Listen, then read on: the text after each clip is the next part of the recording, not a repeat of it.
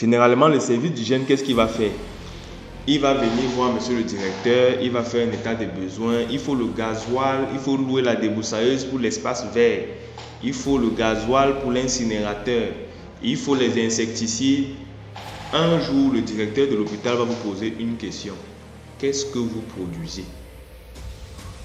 Maintenant, je vous pose la même question. Qu'est-ce que le service d'hygiène produit? Parce que quand l'infirmier fait ses soins à l'accueil là-bas, dès qu'il prend la tension du malade et qu'on sort prise des paramètres, on dit peut-être que le patient pèse 500. On le pèse, on prend sa tension, je ne sais pas quoi, on mesure sa taille, etc. 500. Quand il arrive en salle de soins, on doit lui faire un pansement, il paye peut-être 2000. Ça veut dire qu'un directeur d'un hôpital, quand lui il observe ce qu'un infirmier fait au quotidien, il voit l'argent entrer. Parce qu'entre guillemets, il est comme un homme d'affaires qu'on a mis à la tête de l'hôpital. C'est vrai que l'hôpital, ce n'est pas une affaire à but lucratif vraiment, dans le sens propre du terme, mais dans la gestion, lui, il considère un peu ça comme ça. Maintenant, il y a un service qui vient le voir chaque jour qui dit que bon, monsieur le directeur, madame la directrice, on a besoin de 25 000 pour acheter tel produit parce qu'il y a les rongeurs là-bas. On a besoin de 50 000 pour acheter 100 sacs poubelles. On a besoin de... Donc, il vous voit comme des gens qui dépensent. Forcément, il va donc vous poser une question. Qu'est-ce que le service d'hygiène produit pour qu'on vous donne tout cet argent? Je vous repose donc la question maintenant. Qu'est-ce qu'un service d'hygiène produit?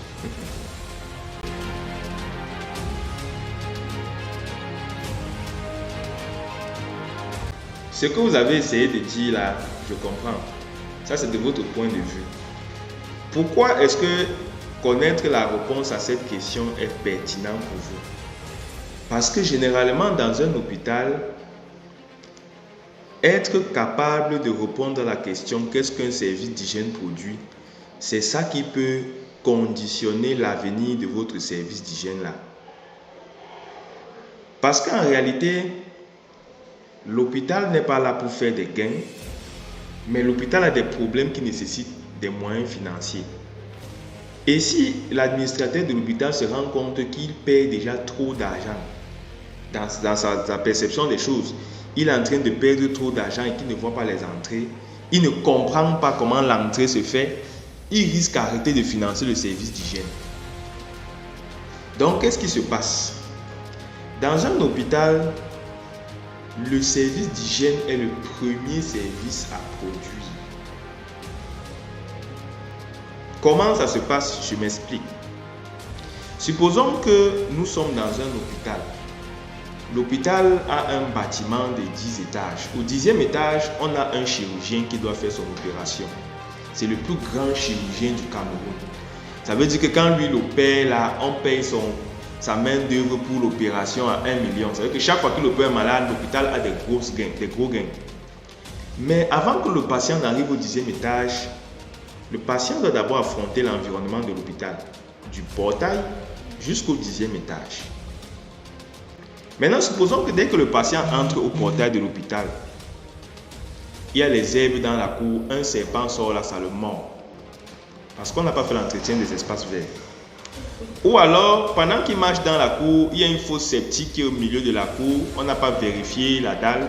Quand il marche dessus, ça se casse, il tombe dans la fosse.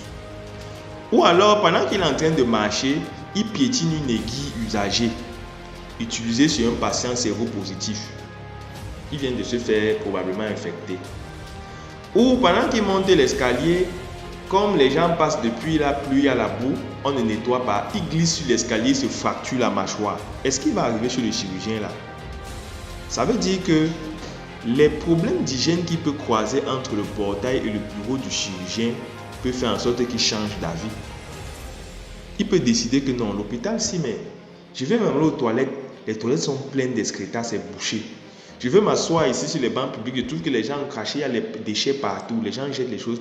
Mieux, le chirurgien est bon, mais je préfère partir là où je vais être bien reçu dans des meilleures conditions. Ça veut dire que quand le service d'hygiène aménage déjà l'environnement hospitalier, il est déjà en train de faire un soin.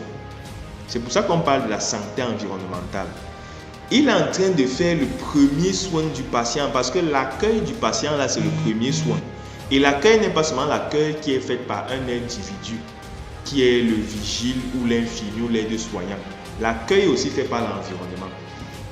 Ça veut dire que quand le patient arrive, il entre dans la clôture de l'hôpital. L'accueil que l'environnement lui propose à l'instant T peut l'inciter à rester ou à partir. Ça veut dire que si le service d'hygiène n'est pas bien fonctionnel et que l'environnement est insalubre, le patient s'en va. Et qu'en est-il des 1 million qu'il allait payer pour l'opération? Il ne paye plus. Ça veut dire que l'hôpital perd. Donc le service d'hygiène en réalité produit l'argent de façon indirecte. Parce que c'est lui qui crée les conditions environnementales favorables pour que le spécialiste de soins travaille, que le patient se sente à l'aise et qu'il soit fidèle à la structure parce qu'il sait que le cadre est bien accueillant. Voilà ce qu'il faut donc être capable d'expliquer.